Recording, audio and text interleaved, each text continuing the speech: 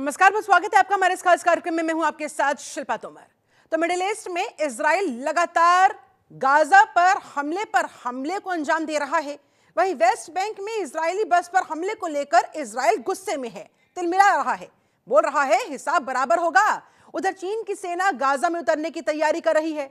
Iran लगातार proxy war को तेज करने में लगा हुआ है। मतलब ये कुल मिलाकर कि मिडिल ईस्ट में क्या सब कुछ अब बहुत जल्द खत्म होने वाला है, क्योंकि आसार जो परिस्थितियां हैं वहां पर वो तो इसी तरफ इशारा करती हुई। तो मिडिल ईस्ट अब क्या बर्बाद होने वाला है, क्योंकि महाजंग की वजह से वहां पर जो हाहाकार मचा हुआ है, चारों तरफ जो भीषण तबाही की तस्वीरें सामने आ रही है। इमारतें, बड़ी बड़ी गगनचुंबी इमारतें खंडर में तब्दील हो गई है। जहां देखो वहां बारूद की सूंघ चीजों को तबाह करती हुई, जिंदगियों को तबाह करती हुई, चारों तरफ चीख पुकार मची हुई है।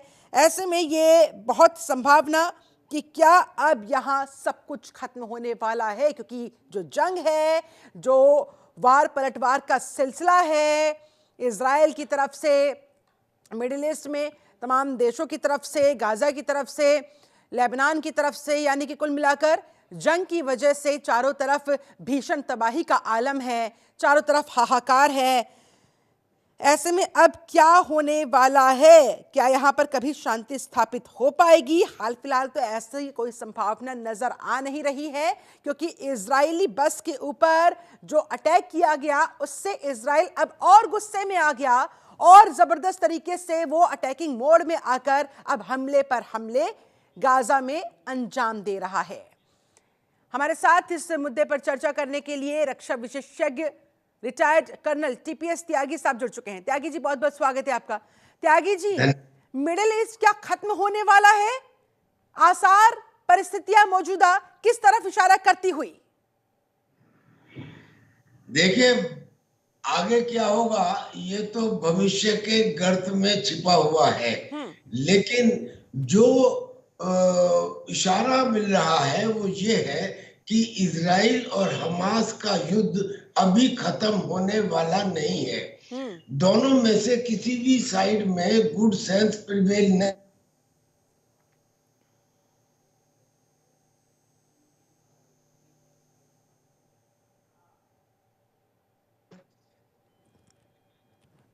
सर, मैं लौटती हूँ आपके पास, आपकी आवाज नहीं आ पा रही है। फिलहाल बता देते हैं, गाजा 100 घंटे में 100 हमले। ऐसे में आप अंदाजा लगा सकते हैं कि वहां पर सब कुछ खत्म होने की कगार पर हम क्यों कह रहे हैं। हर घंटे गाजा पर मिसाइल ड्रोन के थ्रू अटैक हो रहा है। हमास के गाजा में अभी भी 100 से ज्यादा बंधक, इजराइल की चेतावनी के बाद भी वो बंधक नहीं छोड़े गए हैं। और इस वजह से टीपी त्यागी साहब, इजराइल अब और गुस्से में, यानी कि इजराइल का ये तिलमिलाना, इजराइल का इस तरह से गुस्से में आना चीजों को और ज्यादा तबाह करने वाला। सही कह रही हैं आप।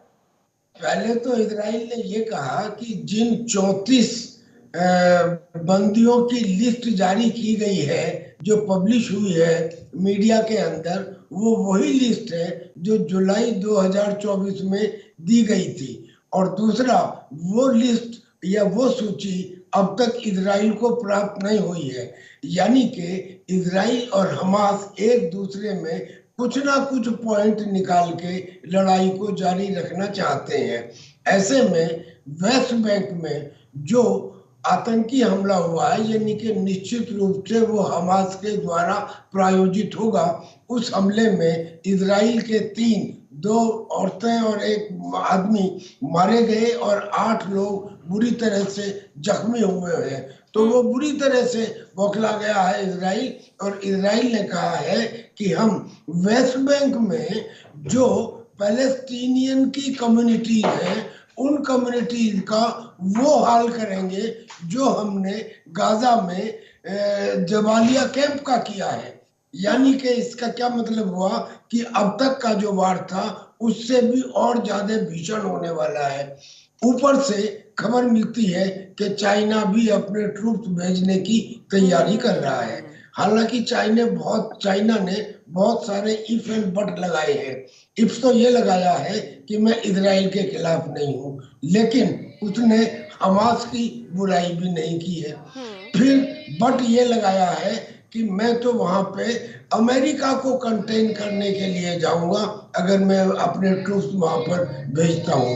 इसका मतलब क्या हुआ कि जो युद्ध था वो न केवल भयानक था बल्कि अब उसका विस्तार भी हो रहा है, क्योंकि चाइना इस किस्म की बात कर रहा है।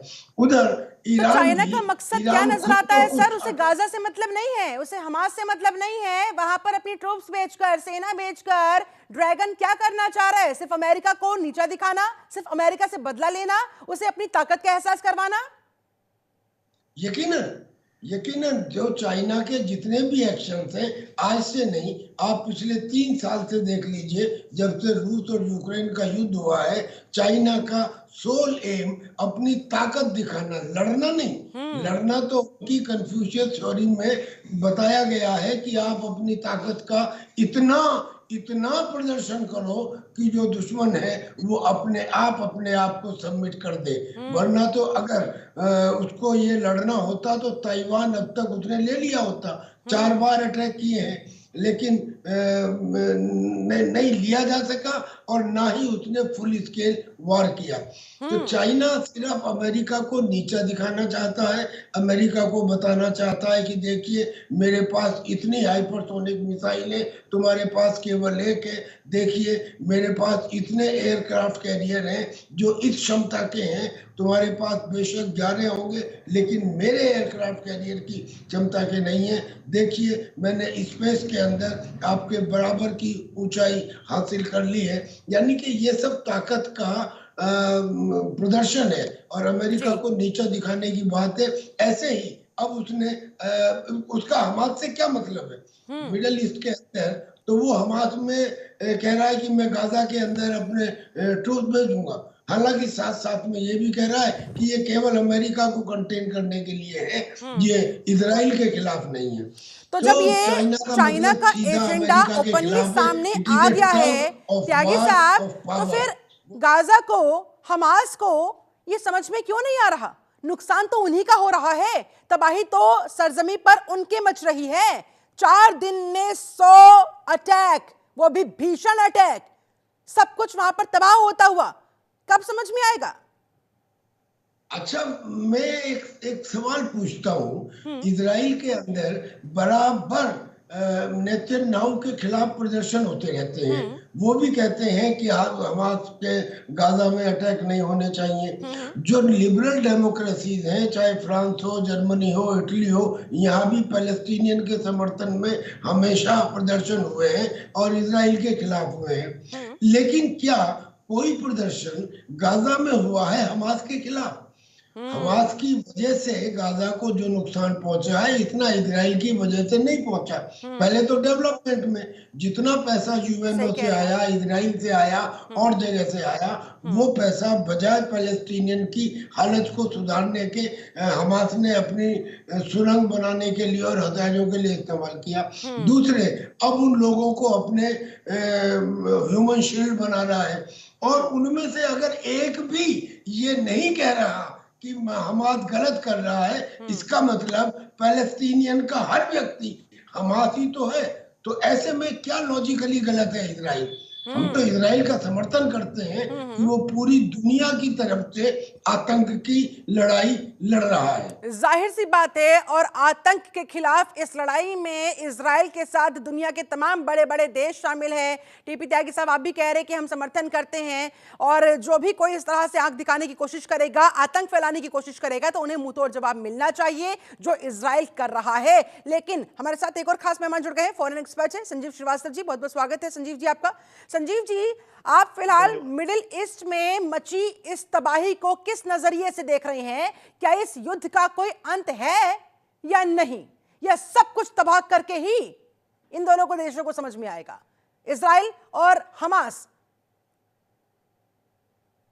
देखिए शिल्पा जी, एक बात बिल्कुल स्पष्ट है कि जो हमास नामक आतंकी संगठन है, उसको चाहिए कि इजराइल के जो भी बचे हुए बंधक उनके पास हैं, उनको वो तुरंत रिहा कर दे और आपको सरेंडर कर दे। जो भी वहां पे उनका एग्जिस्टिंग जो बचा खुचा सिस्टम है, उसको वो उसका आत्मसमर्पण कर दें। और इजराइल जाहिर है कि आतंकवाद के विरुद्ध सबसे बड़ी लड़ाई लड़ रहा है और हमास को उसने पतन की अवस्था में पहुंचा दिया है। और हमास का जो बचा खुचा जो भी उसका स्ट्रक्चर है, यदि उसको वो कायम रखना चाहते हैं, अपने आप को सरवाइव कराना चाहते हैं, तो उनको सरेंडर कर देना चाहिए। और साथ ही साथ जो भी हमास ने अपनी कैप्टिविटी में इजरायली बंधकों को रखा है, उसको छोड़ देना चाहिए। अभी ऐसी रिपोर्ट्स हैं कि 34 ऐसे बंधकों को हमास ने छोड़ने का संकेत दिया है। हालांकि इसके बारे में अभी इजराइल सरकार को स्पष्ट रूप से आधिकारिक रूप से इसके बारे में सूचना मिलनी बाकी है। लेकिन इस तरीके के कवायद जरूर हमास कर रहा है। लेकिन 96 के लगभग के जो बंधक हैं, उनमें से सभी को उनको छोड़ देना चाहिए, चाहे वो डेड हो, चाहे वो हो या और बड़ी संख्या उनकी अलाइव की हो सकती है। तो मेरा ऐसा मानना है कि इसमें एक सीज फायर हो सकता है। लेकिन जब तक ये जो बंधक हैं उनकी हमास की कैप्टिविटी में रहेंगे, इजराइल हमले जारी रखेगा। और इजराइल के ऊपर जो दूसरे जो ईरानियन प्रॉक्सीज हैं, चाहे हिजबुल्लाह हो, चाहे हूती हो, या इराक और सीरिया में जो ऑपरेट कर रहे अन्य छोटे बड़े आतंकी संगठन हो, सभी को अपने हथियारों को डालना होगा इजराइल के प्रति, जो अपने आतंकी मंसूबों को त्यागना होगा, तभी ये युद्ध रुकेगा। मेरा ऐसा मानना है कि आतंकवाद के विरुद्ध जो समझ लड़ाई में नहीं आता है, इजराइल जैसे दुनिया के तमाम ताकतवर देशों में से एक देश के सामने हिजबुल्लाह, हमास लगातार डटा कैसे हुआ है। और अब तो देखिए चाइना ने भी वहां पर ट्रूप्स भेजने की बात कह दी है, इन्हीं के दम पे। नहीं, देखिए, ये जो जितने भी ये टेरर प्रॉक्सीज हैं, ये ईरानियन प्रॉक्सीज हैं। ईरान के द्वारा उन्हें सब दिया जाता रहा। ईरान ही उन्हें हर के जो है रॉकेट्स बनाने के, यहाँ तक कि जो हूती के द्वारा हाइपरसोनिक मिसाइल्स वगैरह इस्तेमाल करने की जो रिपोर्ट्स आ रही हैं, वो भी सब ईरान के द्वारा ही प्रोवाइड कराया गया है। तो ईरान ही उसका बैकर रहा, ईरान उनका सपोर्टर रहा। और हिजबुल्लाह को तो ईरान ने बाकायदा ट्रेनिंग देकर के खड़ा किया था 1982 में। इस्लामिक रिवॉल्यूशन जो ईरान में तथाकथित जो इस्लामिक रिवॉल्यूशन था, उसके बाद तो हिजबुल्लाह को उसने खड़ा किया था। तो ये जो जितने भी आतंकवादी संगठन है, वो ईरानियन बैक्ड है, ईरानियन सपोर्टेड रहे हैं। और आज भी ईरान उन्हें सपोर्ट देने का कार्य करता है। लेकिन मेरा ऐसा मानना है कि जो यूनाइटेड स्टेट्स ऑफ अमेरिका में डोनाल्ड ट्रंप के 20 जनवरी को सत्ता में आने के बाद ईरान के प्रति अमेरिका का जो रुख है वो बहुत सख्त होने जा रहा है। अच्छा। और ईरान के विरुद्ध पिछले ट्रंप प्रशासन ने एक मैक्सिमम प्रेशर कैंपेन चलाया था और ईरान को पूरी विश्व की अर्थव्यवस्था से काट दिया था। और ईरान के एक कुछ फोर्सेस के कमांडर, जो कि इन आतंकवादी संगठनों के बीच में कोऑर्डिनेशन इत्यादि का कार्य करते थे, कासिम सुलेमानी, उनको डोनाल्ड ट्रंप के आदेश पर ही बगदाद में एक ड्रोन स्ट्राइक में मार गिराया गया था। और इसी तरीके की जो कार्रवाइयां हैं आने वाले समय में United states of America Iran के विरुद्ध हिजबुल्लाह को, हमास को सपोर्ट करने की एवज में जो परिणाम है वो ईरान भी भुगत रहा है, लेकिन फिर भी मानने को तैयार नहीं है। ऐसे में त्यागी साहब, किसी भी आतंकी संगठन को इस तरह से खुलेआम सपोर्ट करना सिर्फ एक धर्म विशेष के नाते, ये कितना खतरनाक, और दुनिया देख रही है तब भी नहीं रोक पा रहे हैं। आप क्या समझ रही हैं कि ये लड़ाइयां विकास के अगेंस्ट हो रही हैं? आप क्या दुनिया क्या समझ रही है कि ये लड़ाइयां इसलिए हो रही हैं कि मेरे को 4 स्क्वायर किलोमीटर जमीन ज्यादा चाहिए? ये धर्म के नाम पे लड़ाइयां हो रही हैं, दिखाने के लिए, चाहे कुछ भी हो। लेकिन मैं आज एक बात और कहना चाहता हूँ। मान लीजिए कि हमास ने सारे बंधकों को रिहा कर दिया। उस रिहा करने के बाद क्या युद्ध खत्म हो जाएगा? युद्ध खत्म नहीं होगा, क्योंकि अगर वहां खत्म हो गया तो हूती की तरफ से चलता रहेगा, हूती से खत्म हो गया तो लेबनान में सीज फायर के बावजूद चलता रहेगा, वहां खत्म हो गया तो फिर ईरान करेगा। यानी हम सिर्फ पत्तों से लड़ाई लड़ रहे हैं, हम पेड़ की जड़ पर नहीं जा रहे हैं। ये युद्ध का होना दरअसल में यूनाइटेड नेशंस की कमजोरी है। जिस यूनाइटेड नेशंस को 1945 में पूरी दुनिया में पीस एंड स्टेबिलिटी के लिए स्थापित किया गया था, आज वो न केवल नपुंसक और कमजोर है, बल्कि वो बायस्ड भी है।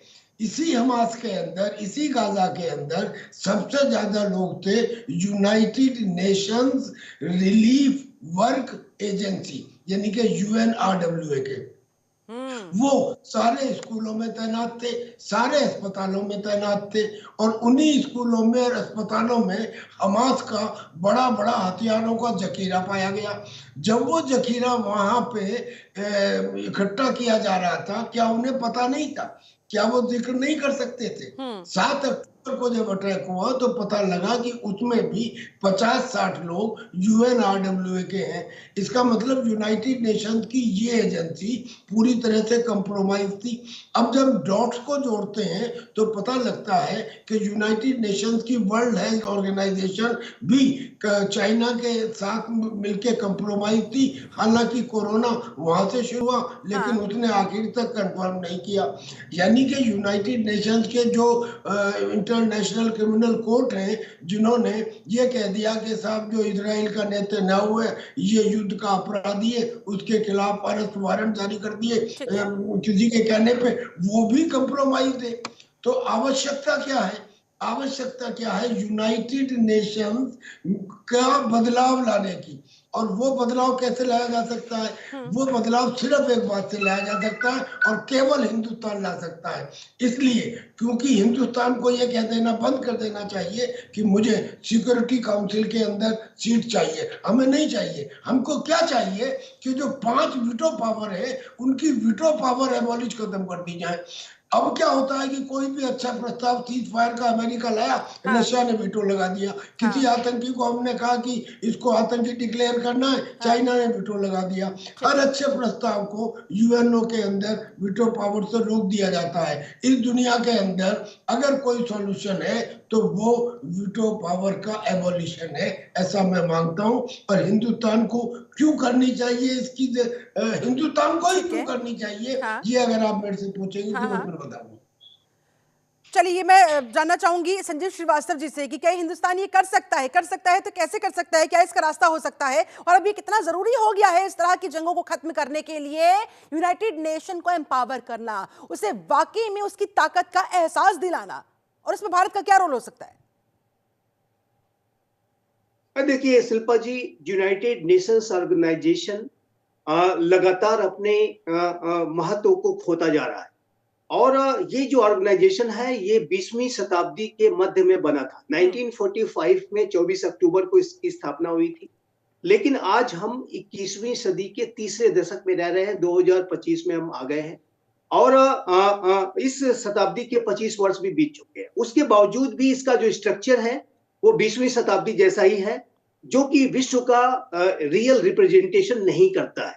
और इस ऑर्गेनाइजेशन में 5 महाशक्तियों का एक जो है एक स्टेटस को उन्होंने बना करके रखा हुआ है, और जिसमें कि जो जाहिर है कि ये पंच प्रधान है, उन्होंने लगातार अपने डोमिनेशन को बनाने के लिए वीटो पावर भी बना करके रखा, और लगातार जो है वीटो पावर का दुरुपयोग वो एक दूसरे के विरुद्ध अनेक तरीके के जो डोमिनेशन को करने में, एक दूसरे के प्रस्तावों को गिराने इत्यादि में और राजनीति करने में उन्होंने इस्तेमाल किया है।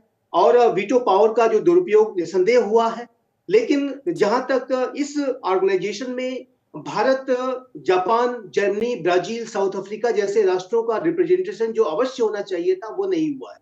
और आज का जो विश्व है उसको ये ऑर्गेनाइजेशन रिप्रेजेंट नहीं करता है। इसकी अपनी आंतरिक बहुत कमजोरियां हैं, बहुत खामियां हैं, और यदि जब तक इस ऑर्गेनाइजेशन का रिफॉर्म नहीं होता, जब तक कि इसमें सुधार नहीं किए जाते, तब तक ये ऑर्गेनाइजेशन अपना काम ठीक तरीके से नहीं कर सकता। और अभी भी आप वर्तमान समय में देखिए तो चाहे वो मिडिल ईस्ट के युद्ध हो, चाहे वो रशिया यूक्रेन वॉर हो, या उसके पहले के भी, अगर आप पिछले 1-2 शताब्दियों के जितने भी 2 दशकों के जो युद्ध आप देखें, तो उसमें भी यूएन लगातार अपने उसका फेल्योर रहा है। यूएन कुछ नहीं कर पाया, और यूएन के सारे प्रस्ताव वीटो पावर का दुरुपयोग करते हुए गिरा दिए गए। तो ऐसे में इस ऑर्गेनाइजेशन का रिफॉर्म एक अपरिहार्य आवश्यकता है। इस ऑर्गेनाइजेशन को जितना जल्द से जल्द रिफॉर्म कराया जाए उतना अच्छा है। नहीं तो कहीं ऐसा ना हो कि इस ऑर्गेनाइजेशन का वही हश्र हो जो कि लीग ऑफ नेशंस का हुआ था। लीग ऑफ नेशंस जो कि प्रथम विश्व युद्ध के बाद 1919 में अपने अस्तित्व में आया था, लेकिन बाद में वो तृतीय विश्व युद्ध के पहले समाप्त हो गया। तो कहीं ऐसा ना हो कि इसका भी जो अस्तित्व उसी तरीके का हो जाए जो लीग ऑफ नेशंस का हुआ था। तो मेरा ऐसा मानना है कि जो यूनाइटेड नेशंस ऑर्गेनाइजेशन के रिफॉर्म्स की सख्त आवश्यकता है। लेकिन ये जो पंच प्रधान है, जो अब चलिए P5 देखिए, ये कंट्रीज है, जब होगा ये तब ऐसा होगा, नहीं होने लेकिन देना। फिलहाल क्या होता हुआ नजर आ रहा है? टीपी त्यागी साहब, फाइनल कमेंट आपका। जी, मैं ये कह रहा हूँ कि अगर हिंदुस्तान के रिप्रेजेंटेटिव थे डॉक्टर रामास्वामी मुरलियार, उन्होंने यूएन चार्टर पे दस्तखत करने से पहले स्टालिन, रूजवेल्ट और चर्चिल से कह दिया था कि ये वीटो पावर केवल 10 साल के लिए है, और ये उस चार्टर की क्लॉज नंबर 109 में लिख लिया गया था।